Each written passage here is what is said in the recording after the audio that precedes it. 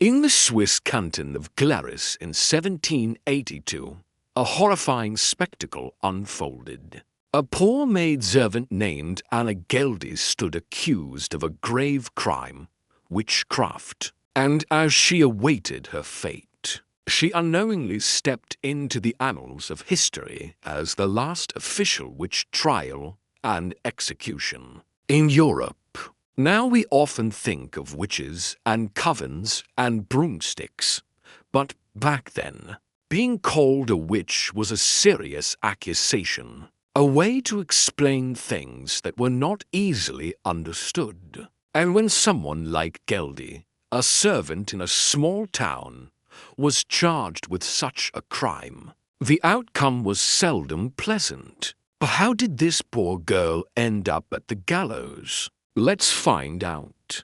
Our story begins in the late 18th century in the Swiss village of Ennetbergen.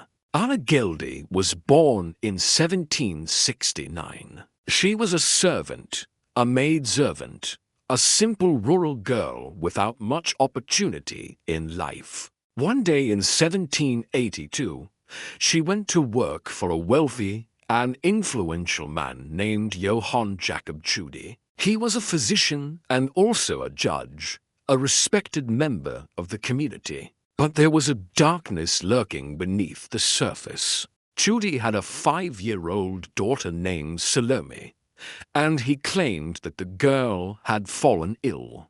According to Tschudi, Anna was using witchcraft to torment his daughter. It all started with an unsettling incident. Tschudi entered the house one evening and found his daughter engaged in a strange activity. Salome was chewing pins, metal pins that glistened on her tongue. When he questioned her, she responded in a way that chilled him to the bone. She told her father that the pins were in her bread, placed there by none other than Anna Göldi. That's what she said. In those times, the idea of a young girl casually eating pins seems more like a scene from a horror movie. The thought of pins or needles in food is still off-putting today. Imagine the reaction in the 18th century.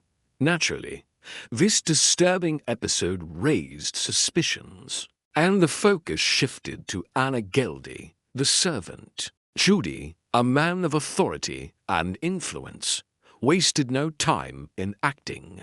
Despite the lack of any substantial proof, he dismissed Anna from service and wasted no time in accusing her of the unthinkable, witchcraft, and to bolster his claims, he used his daughter's troubling habit of eating pins as hard evidence. Anna, shocked and scared, didn't stick around to defend herself. She packed her bags and left the town quickly.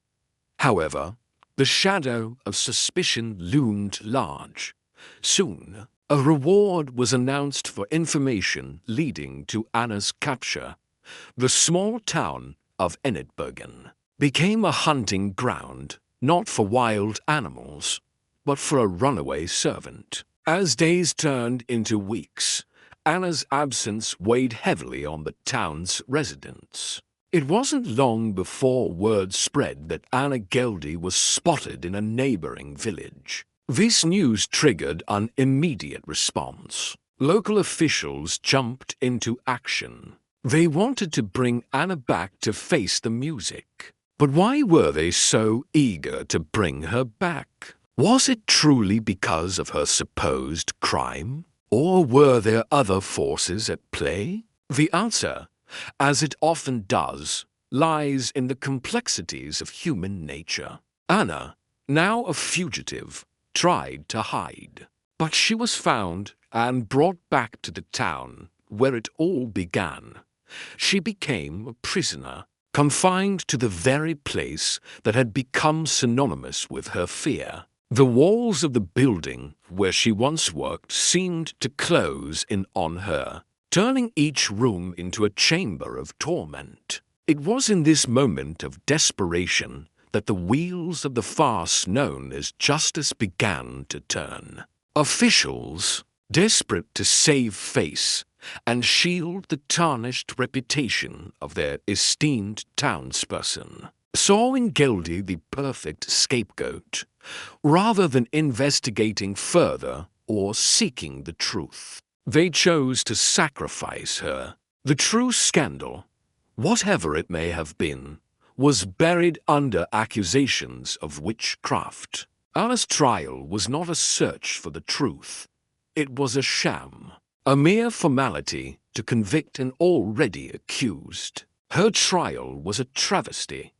It was a charade designed to protect the powerful and punish the weak. The trial was held on May 3rd, 1782.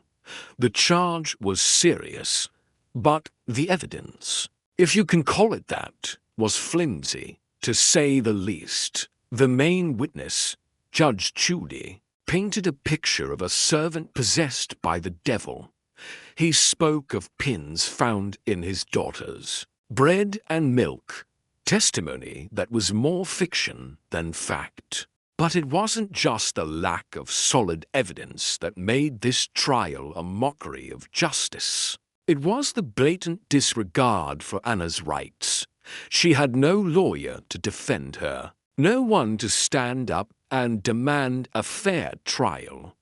She was left to navigate the complexities of a legal system that was stacked against her. But the most telling part of the trial was not the evidence or the lack thereof, but the confessions. Anna, under immense pressure and likely tortured, confessed to a pact with the devil. She admitted to casting spells and bewitching the judge's daughter. These confessions were coerced. They were the product of fear and pain, not free will. And yet these confessions, these cries of a tormented soul, were enough to seal her fate. The court found her guilty. There was no doubt in their minds. Anna Göldi was a witch. The court handed down its verdict. She was to be publicly pilloried. This was a common punishment in those times.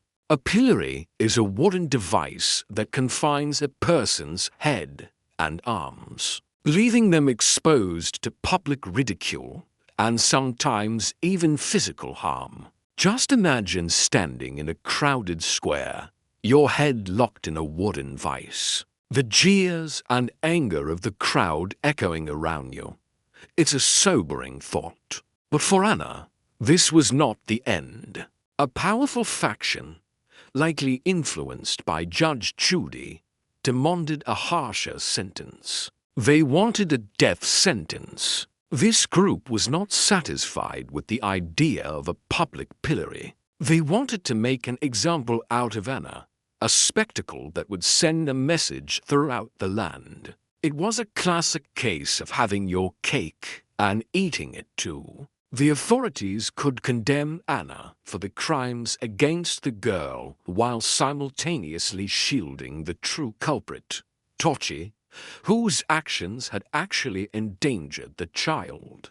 On June 1782, Anna met her fate. She was executed in secret, away from the prying eyes of the public. Early in the morning, she was beheaded. It was a swift, silent end to a tormented life. Her head was dropped into a nearby pit, a grim and unceremonious end for a human being. There was no funeral, no prayers, no chance for a dignified burial. It was as if they wanted to erase her from existence, both literally and figuratively. The timing was significant. It was summer, a season usually associated with warmth and life, but her execution was timed for a cold morning. The secrecy of the execution was itself a confession of sorts. It was the authorities' way of saying we have something to hide.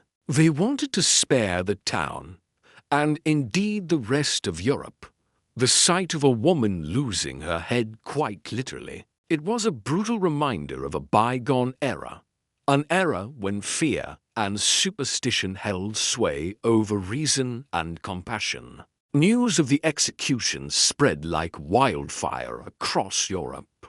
People were shocked. Many saw it as a barbaric relic of a bygone era, a brutal reminder of the dark side of humanity. Newspapers debated the merits of the case, and intellectuals voiced their outrage. The story of the last witch of Europe became a cause célèbre. Göldi's story was not merely about a witch hunt. It was about the abuse of power, the lust for control, and the willingness to sacrifice innocence at the altar of reputation and societal norms. For over 200 years, her family fought to clear her name, becoming ambassadors of justice in a world that had long forgotten their ancestors' name.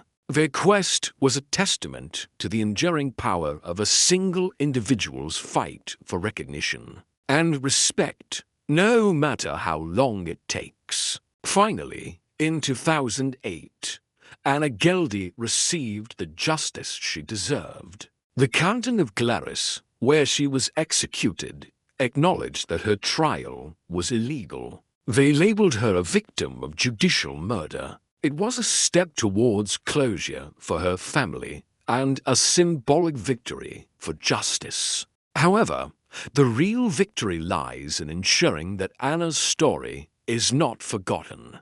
Her story is a reminder of how fragile justice can be, how easily it can be swayed by fear and prejudice. Today, Anna's story lives on through the ages. Her ordeal serves as a grim reminder of the lengths to which fear and societal pressures can drive people. The story of the last witch of Europe is a haunting tale, a testament to the darkest chapters of human history. But it's also a story of courage, of a young woman who stood accused, and the unwavering pursuit of justice by her descendants. It's a story that compels us to confront the shadows of our past and strive for a future, where understanding and empathy prevail over fear and persecution. If you enjoyed this video, please leave a thumbs up and subscribe for more historical tales. Thank you for watching.